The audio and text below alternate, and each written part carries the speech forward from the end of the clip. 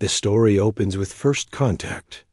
The Galactic Council, a coalition of advanced alien species, arrives at Earth with great ceremony. They present themselves as benevolent guides who have watched humanity's development with interest. Captain Jake Miller leads humanity's diplomatic team aboard the massive alien mothership. The council consists of three main species: the tall, elegant Vex with their crystalline bodies, the insectoid Keth with their hive mind mentality, and the gaseous Null who communicate through color changes. The council's leader, High Regent Vel, of the Vex, presents humanity with what they call the greatest gift in the galaxy, a small, ornate device they name the potential limiter. They explain it will help humanity reach their proper place in the cosmic order and prevent the chaos that comes from unguided growth. The device, they claim, will enhance human abilities while ensuring they develop along safe and stable paths. It will be implanted in every human and will guide their evolution, preventing them from becoming dangerous to themselves and others. The aliens speak of other species they've helped in this way: the peaceful Moor, who now serve as the galaxy's gardeners, the artistic Zen, who create beautiful music for council ceremonies, and the logical Dex, who handle calculations and data processing. Jake and his team are initially honored, but something feels wrong. The way the aliens speak, their condescending tones, and the implications of proper place begin to set off alarm bells. Humanity discovers the true nature of the gift. Back on Earth, human scientists led by Dr. Emma Stone begin analyzing the potential limiter. What they discover is horrifying. The device isn't meant to enhance humanity. It's designed to lobotomize them, to cap their potential and turn them into docile servants. Meanwhile, Jake's team learns more about the Council's previous gifts to other species. They visit worlds where once proud civilizations now exist as shadows of themselves. Their people content but empty, their innovations stopped, their dreams limited to what the Council deems acceptable. The Moor weren't naturally peaceful gardeners. They were once fierce warriors who could have challenged the Council's dominance. The Zen weren't born artists.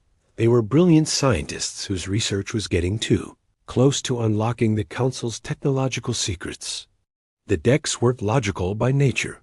They were once passionate philosophers who questioned the Council's right to rule. Dr. Stone's research reveals that humans possess something unique, a chaotic, unpredictable creativity that terrifies the Council.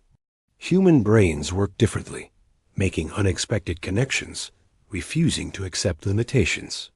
The Council sees this as a threat to their ordered galaxy. When humanity politely declines the gift, the Council's true nature emerges. High Regent Vel drops the pretense and explains that compliance isn't optional. The device will be distributed whether humans agree or not. After all, they say, children don't get to choose what's best for them. The Council presents an ultimatum: accept the gift willingly and maintain some autonomy, or have it forced upon them and lose everything. Humanity's response to the ultimatum. Humanity's answer comes swift and unified. President Lisa Chun addresses not just Earth, but broadcasts to the entire galaxy. We thank you for your offer, but humanity chooses its own path. We will not accept your chains, no matter how golden you make them appear. The Council is stunned. In their 1,000 years of expansion, no species has ever refused their guidance. They give humanity one final chance, sending a demonstration fleet to show their power. They obliterate a small asteroid near Earth's moon, turning it to dust in seconds. But instead of cowering, humanity does something the Council never expected. They laugh. Captain Jake Miller, now commanding humanity's hastily assembled defense fleet, sends a simple message back. Is that supposed to impress us? We've been trying to kill ourselves for millennia, and we're still here. You just picked a fight with the wrong species. Behind the scenes, Dr. Stone has been working frantically. She discovers that the same chaotic creativity that makes humans. Dangerous also makes them adaptable in ways the Council never imagined. Humanity begins rapidly reverse engineering captured Council technology, but with a uniquely human twist. Where Council technology is elegant and efficient, human modifications are crude but devastatingly effective. They turn defensive shields into weapons, communication arrays into jamming devices, and peaceful exploration tools into instruments of war. The first battles begin as Council peacekeeping forces move to enforce compliance. They expect quick victory against a species that hasn't even mastered interplanetary travel. They're about to learn why humanity is different. The galaxy burns as humanity fights back. What follows defies every Council prediction model. Humanity doesn't fight like other species. They don't follow established patterns or logical strategies. They're unpredictable, chaotic, and absolutely relentless. Commander Alex Turner leads a fleet of retrofitted human ships against a Council armada 10 times their size. Instead of engaging in honorable combat, the humans use guerrilla tactics, suicide runs, and psychological warfare. They broadcast human music during battles, tell jokes while under fire, and somehow turn their apparent weaknesses into strengths. The Vex, with their crystalline perfection, shatter when exposed to certain human sonic weapons.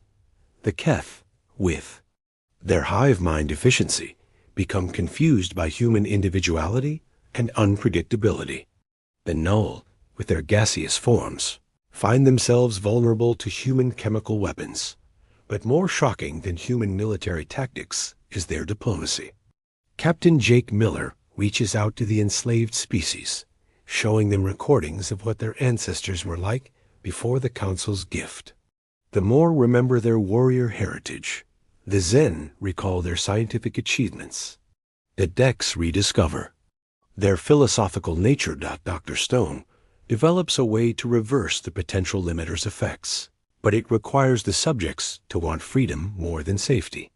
Many of the enslaved species are too afraid to try, but some begin to remember what they once were. As battles rage across multiple star systems, something unprecedented happens. Other species begin to rebel.